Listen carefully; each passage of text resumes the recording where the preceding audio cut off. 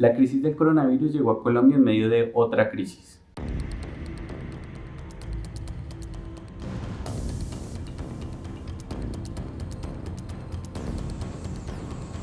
La migración masiva de venezolanos producto del colapso político, económico y social que atraviesa ese país.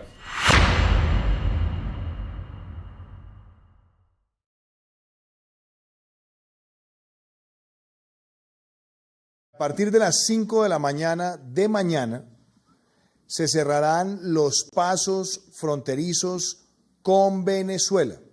Esa fue la primera frontera que Colombia cerró para evitar la propagación de la pandemia. Sabíamos que no es lo óptimo porque ahí se mueven no solo venezolanos y colombianos, pero era necesario porque no teníamos información epidemiológica de Venezuela.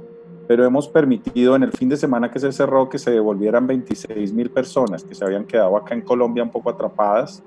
Y después de ello y en las últimas 2 semanas se ha tocado montar un canal humanitario para que 14.000 de ellos también que han querido retornar lo puedan hacer en una coordinación con Venezuela. Se han salido 40.000, eso es el 2%, el 98% está en Colombia. Por eso yo creo que no se puede a algunos hacer falsos espejismos, ni a algunas autoridades locales que crean que ya se acabó, entonces montamos unos venezolanos en un bus y todo se acabó. Yo creo que eso es un falso espejismo. Aquí va a quedar un grupo muy importante, la inmensa mayoría de ellos, y es un tema que es simplemente un reto al desarrollo futuro. Si la atención a los migrantes antes del coronavirus era un desafío mayúsculo, con la pandemia se hizo más complejo. Y en condiciones de la pandemia, pues hemos visto cómo toda esa vulnerabilidad se ha incrementado de una manera exponencial, porque la mayoría de esa última ola larga de ese éxodo, pues vive de vender dulcecitos en la calle o en los buses. Y con la pandemia y con la cuarentena, pues han tenido que dejar esos espacios. Vivían en estos sitios que alquilan por días, en los pagadiarios, y en muchos casos los han expulsado. Entonces aparecen en muchos momentos como una población que en la calle desafía a la autoridad o que es un peligro para la población y empieza a ser señalada como un mayor riesgo, pero en realidad es la situación de no tener ingreso, no tener cómo pagar una vivienda, de no tener acceso a servicios básicos. En un estudio del Grupo Interagencial de Flujos Migratorios Mixtos, se muestra que el 85% de los hogares de venezolanos encuestados no tienen garantizadas las 3 comidas diarias, que el 97% no tienen computador para la educación virtual de los niños, y más de la mitad dicen que necesitan ayuda para pagar el alquiler de la vivienda. El 5% de los hogares aseguraron que están en riesgo de desalojo.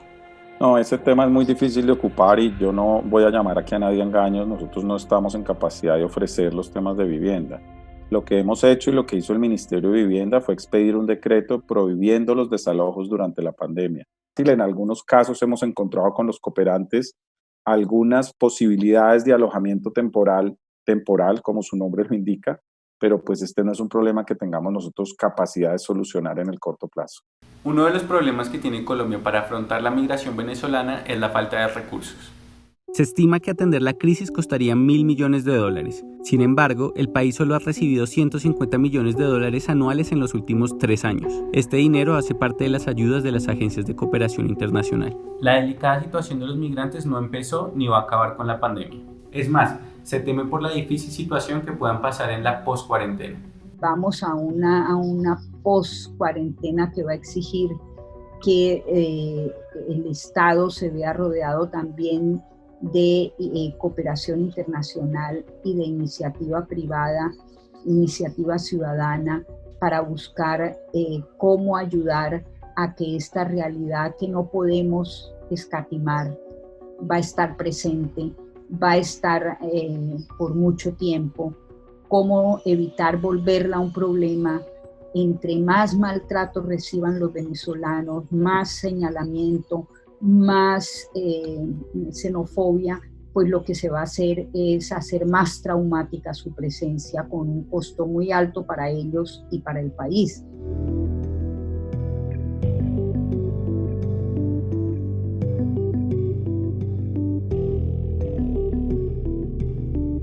primero necesitamos preparar a las comunidades no solamente para que se reinventen después del aislamiento social, sino para que esta reinversión tenga un gran componente de inclusión y de articulación como comunidades de recepción o receptoras de ciudadanía migrante y refugiada. No podemos tener ciudadanos por un lado y ciudadanía migrante y refugiada por otro, sino que entender que las barreras fronterizas y nacionales no pueden generar barreras en el acceso a los derechos.